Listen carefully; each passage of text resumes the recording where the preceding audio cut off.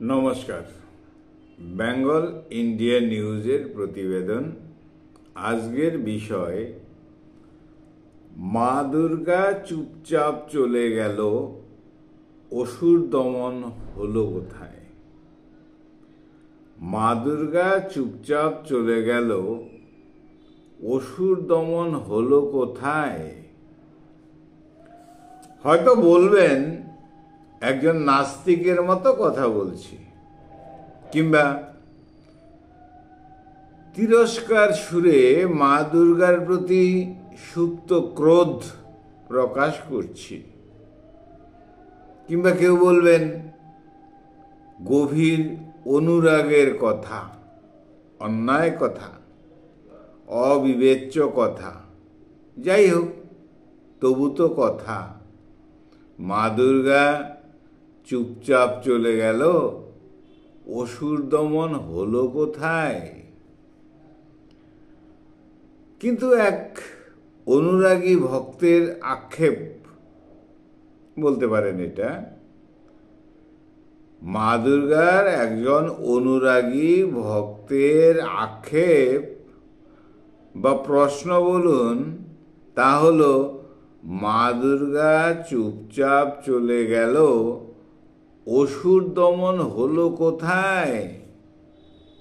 মা দুর্গার আহ্বান হলো মহা সমারোহে। নেতা নেত্রীরা ফিতা কেটে মন্দিরকে পবিত্র করে তাতে প্রবেশ করালেন মা দুর্গাকে। কারা? নেতা নেত্রীরা। আজকের দিনে মা দুর্গাকে স্বাগত জানাতে নেতা নেত্রীদের লাগে বিস্ময়।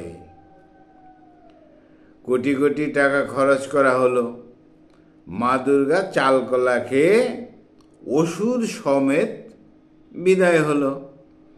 কিন্তু স্থানীয় বা বাংলার যে অসুররা, তাদের কোনো শাস্তি হলো না, তাদের কোনো কিছুই হলো না, অসুর থেকেই গেল।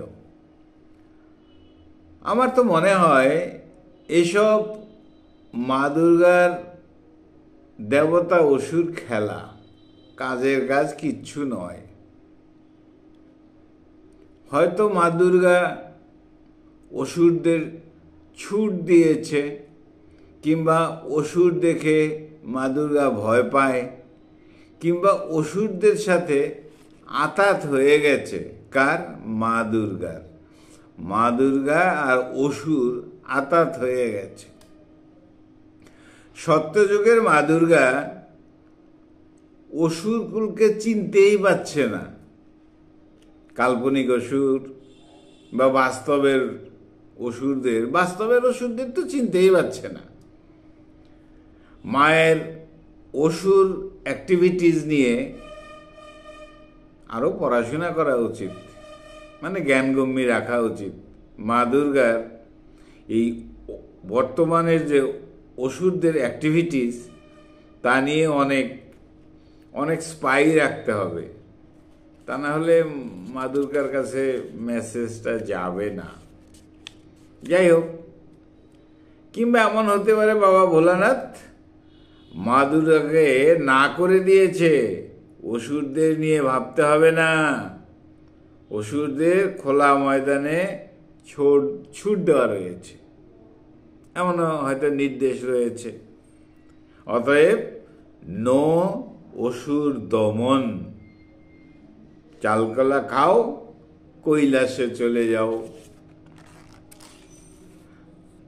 দুর্গা মায়ের অসহায় ভক্ত সন্তানরা দু এক বোতল খেয়ে নাচা গানা করুক, মাইক বাজাক, মৃগী নাচ নাচে নাচুক, ষষ্ঠী থেকে দশমী মদের নেশায় বুঁদ হয়ে থাকুক, আবল তাবল মন্ত্র পাঠে বাংলা মুখরিত হোক, বিসর্জনে মা তুমি চলে যাও।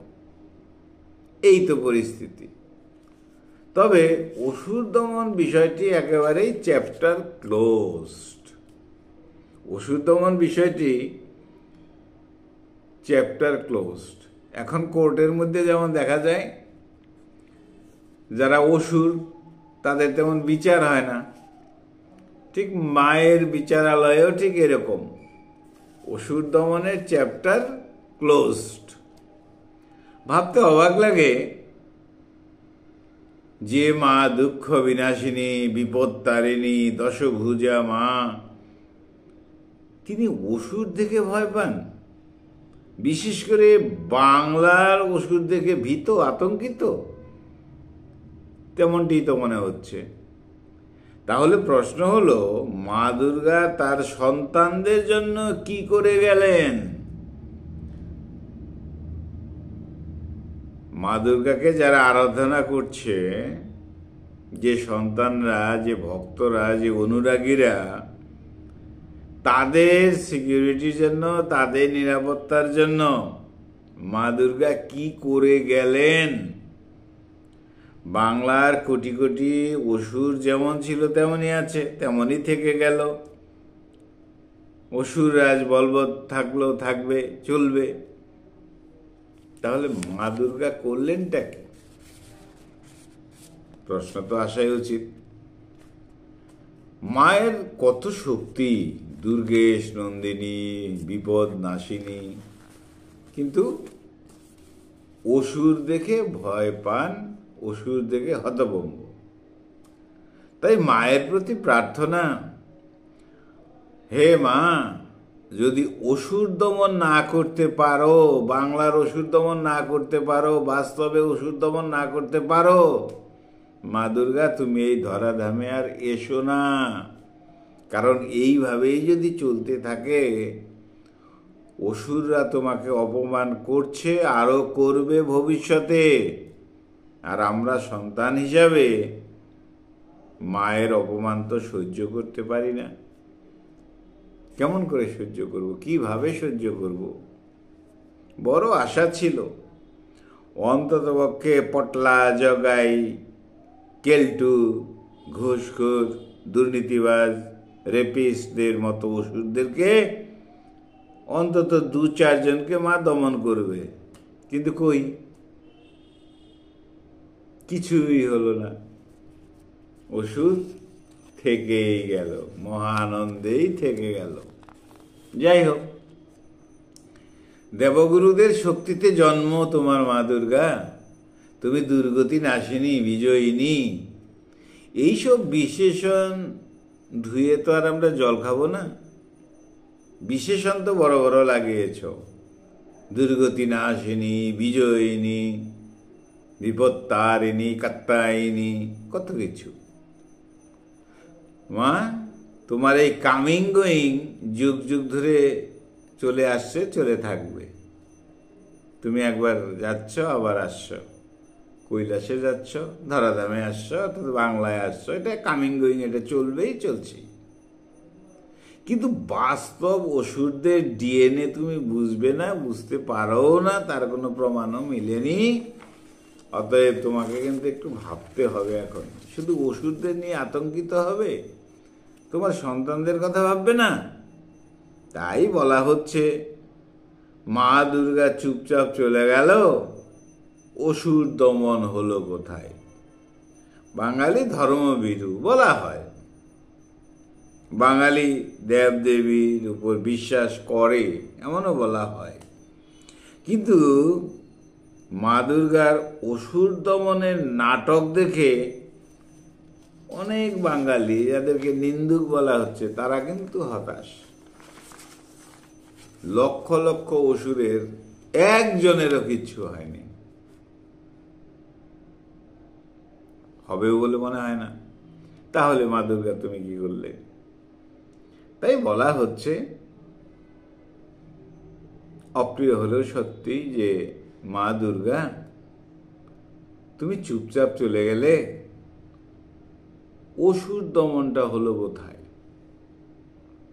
বিগত সময়ে কত অসুরদের নাচা গানা, অত্যাচার, হই হই, রই রই, সব পশ্চিমবঙ্গের বাঙালিরা লক্ষ্য করেছে। কিন্তু কই, একজন অসুরকেও দমন তুমি করলে না, করতে পারলে না। কারণটা কি? তোমার তো অপার শক্তি। কিন্তু সেই গত কোভিডের থেকে তখনও অনুরাগীরা ভক্তরা পূজা করেছে, মাস্ক পরেও পূজা করেছে, মন্দিরে যেতে পারেনি তবু পূজা করেছে। তুমি এলে, চলে গেলে, গেল। এবার কত কিছু হচ্ছে, কত অসুরদের দেখা যাচ্ছে। মা দুর্গা তুমি দেখতেই পাচ্ছ না। আমরা তো মানুষ, আমাদের মধ্যে স্বার্থপরতা রয়েছে, থাকবেই তো। অসুরদের মধ্যেও তো স্বার্থপরতা থাকবেই। আমরা সাধারণ মানুষ, যারা সাধারণ তোমার সন্তান যারা, তাদের মধ্যে স্বার্থপরতা আছে। শুনেছি দেবদেবীদের মধ্যে স্বার্থপরতা ছিল, আছে। যাই হোক, সেসব কথা ইতিহাস ঘাটার দরকার নেই। মা, তোমাকে নিন্দা করছি না, এইভাবেই প্রার্থনা করছি যে তুমি এলে, চলে গেলে, অসুর দমন তো হলো না। বাংলার মাটিতে প্রতিদিন অসুরের জন্ম হয়। অসুর তাদের কুৎসিত নোংরা অ্যাক্টিভিটিস করে। অসুরদের অত্যাচারে অত্যাচারিত হয়ে বাংলার মা বোন থেকে শুরু করে বাংলার সাধারণ সন্তানরা তোমার পথে নামে, কিন্তু কোনো অসুরদের কিচ্ছু হলো না, একদম কিচ্ছু হলো না। তুমি চলে গেলে, এলে আর চলে গেলে। তুমি তোমার মন্দিরে যাদের নাচতে দেখলে, তোমার সন্তান যারা, তারাও ছিল, তবে অধিকাংশ ছিল তোমার অসুর। তোমার পাশে যাকে নিয়ে এসেছিলে অসুর, তার বংশধর। সেই বংশধরদের তুমি দেখে গেলে, তাদের অ্যাক্টিভিটিস জানতেই পারলে না, বুঝতেই পারলে না। তাই বলছি মা, দুঃখের সাথে বলছি, রক্ষা করো, রক্ষা করো। আর সেই জায়গা থেকেই প্রশ্ন আসছে, মা দুর্গা চুপচাপ চলে গেল, অসুর দমন হলো কোথায়? বন্ধুরা, খুব ভালো থেকো, আমার চ্যানেলটা সাবস্ক্রাইব করো। Thank you.